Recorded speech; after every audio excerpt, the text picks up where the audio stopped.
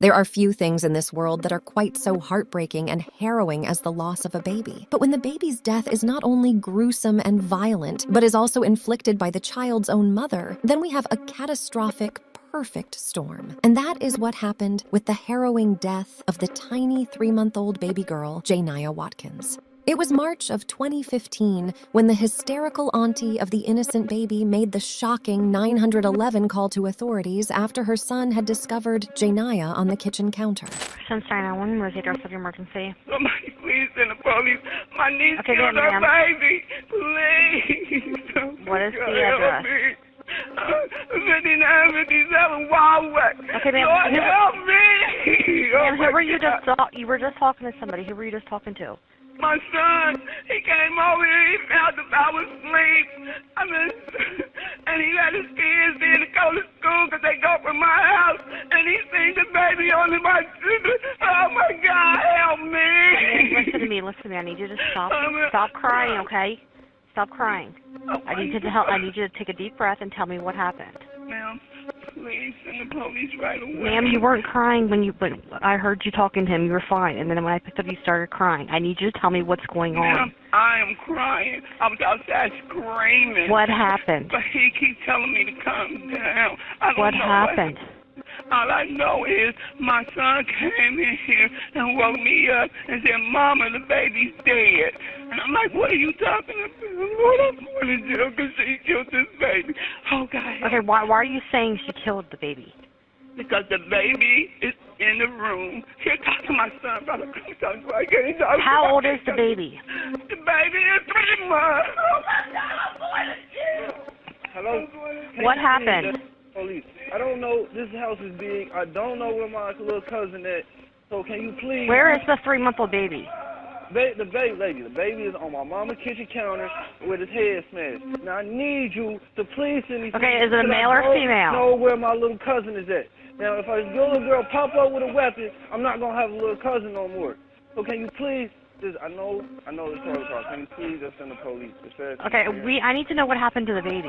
I don't know what happened to the baby. I came into the house, she told you, came into the house, the baby was on the counter. My mom was in the bed asleep. I woke my mom up and we calling you. That's all I know. I don't know nothing else. I have a little cousin, she was here. I don't know. Okay, listen to me. Look. Is the baby breathing? Listen, lady, the baby is deceased. Okay. All right, we're sending the police and an ambulance, okay? Mama. What is your name, sir? Mama, shush. Hello?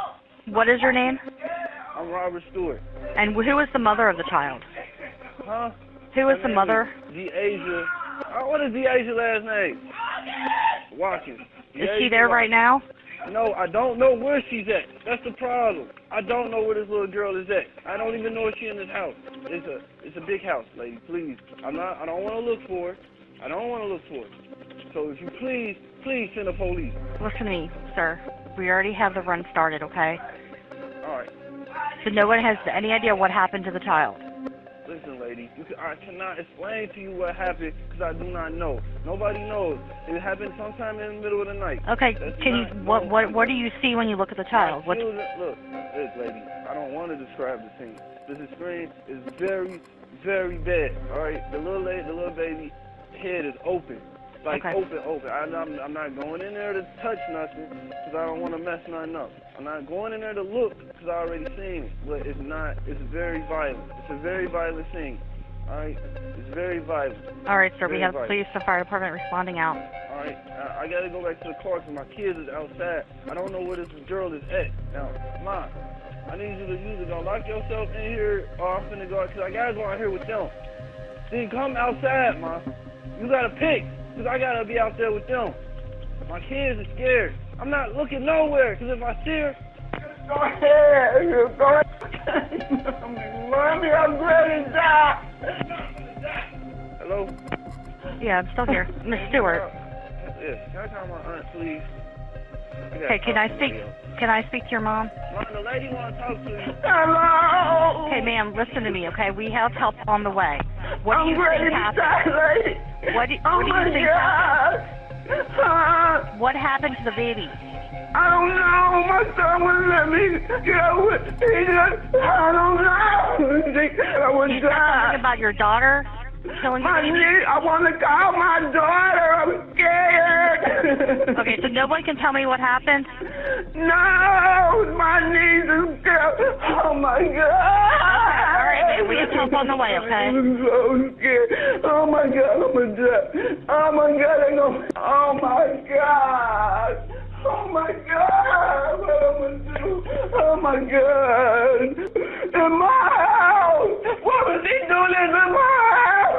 Oh, my God, Mel. With no sign of the baby's mother, the sense of panic and confusion is palpable in equal measure. The only thing that is definitive is that an innocent little baby has been viciously and callously killed. It's not easy to listen to the sheer horror in the voice of the baby's aunt as she tries in vain to comprehend what is happening. But as the investigation would later unfold, more details emerged to paint a picture of events on that horrible day. The mother of the baby was 20-year-old Jayniah Watkins, and she was subsequently charged with aggravated murder after local children raised the alarm with the family and law enforcement at approximately 6 a.m. on the morning of the incident. It was then that the harrowing discovery of the baby was made in the house. The traumatized auntie of the stricken baby believed that the local family services department at Hamilton County had failed the infant and the family. In the weeks prior to the tragic incident, law enforcement and Hamilton County Family Services had raised and documented that there was a troubling relationship between the mother and the baby. In January of 2015, the police received calls from concerned neighbors of James Brown. Brown was the father of Jayniah. Neighbors claimed to have heard loud screams coming from the property. One neighbor who witnessed firsthand the screams and troubles claimed that Jayniah had been acting strange and even talking in tongues. As more details and evidence emerged,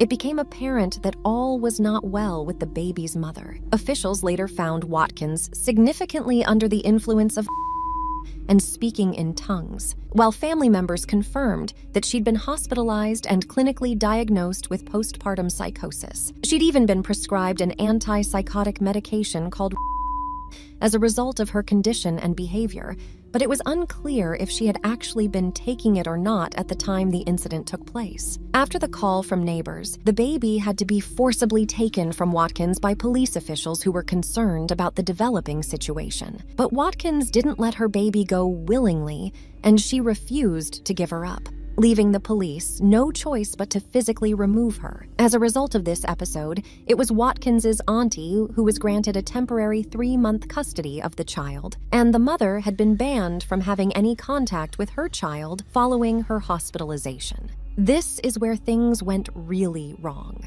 Despite the special order insisting that Jayniah was to have no contact with her baby, she convinced her auntie to allow her to move into her house with her and the baby. This was just a week before the fateful events of that horrible morning played out. It also goes a long way to explain the sheer despair of the aunt when she made that initial 911 call and why she could be heard saying that she was going to jail. It was because the aunt had allowed her to move into the property against the wishes of the courts and the police. Although clearly affected by the events that unfolded and what had happened to his child, he stated that she'd never said anything specifically to him about wanting to hurt their baby. But despite this, he did concede that she had been acting strange. He suggested that when he spoke with her, it felt different, and it was almost as if he wasn't actually talking to her, as if she was like somebody else. When the Hamilton County coroner's report was released, the findings of what had happened to the 3-month-old Jayniah Watkins were both gruesome and shocking. The coroner found there was multiple stab wounds to the face and head of the helpless baby, to the extent that there were so many that it wasn't possible to count how many wounds there were. The extent of the damage was so severe that the head had been severed from the tiny body.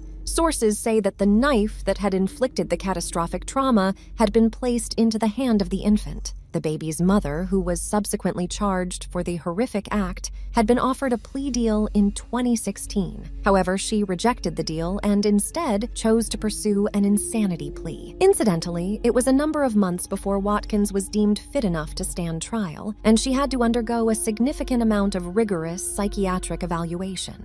Deja's defense lawyer was an attorney called Norman Aubin, and although he was under no illusions about the gravity of the crime and was by no means playing down the significance of what his client had done, he believed that it was the history of the young mother that made the case viable and felt that the insanity plea was just and appropriate. The fact that Jayniah Watkins had significant history with mental illness and had been prescribed medication to try and control psychotic episodes just a matter of weeks before she killed her baby daughter was deemed to be telling enough for her defense lawyer to get behind the prospect of a plea of insanity. The verdict of the trial would be dependent on if Watkins would be found not guilty for reasons of insanity. However, if found guilty of aggravated murder, then she faced the daunting prospect of 15 years to life behind bars. But in February of 2017, there was an unexpected twist in the outcome of the trial. Watkins pleaded guilty to the murder of her 3-month-old baby girl, Jayniah.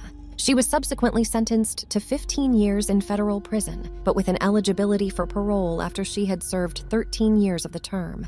After previously rejecting the initial plea deal, her lawyers found some conflicting reports in the medical records and doctors' statements of Watkins. It appeared that there seemed to be some question about the validity of whether or not she did indeed have a mental illness. According to the prosecuting team, there was substantial and significant evidence that pointed to the fact that she did indeed understand what she was doing, and she recognized just how wrong her actions had been. This was something that wouldn't have been the case of somebody that was acting with mental incapacity or insanity. Her defense team acknowledged the gruesome nature of the murder and agreed to the plea deal. On the day she was found guilty, Diazia claimed that regardless of what people may think or say, she did love that baby. Heartbreakingly, the grieving family of the tiny child were never able to find out what led Watkins to commit such a horrendous crime.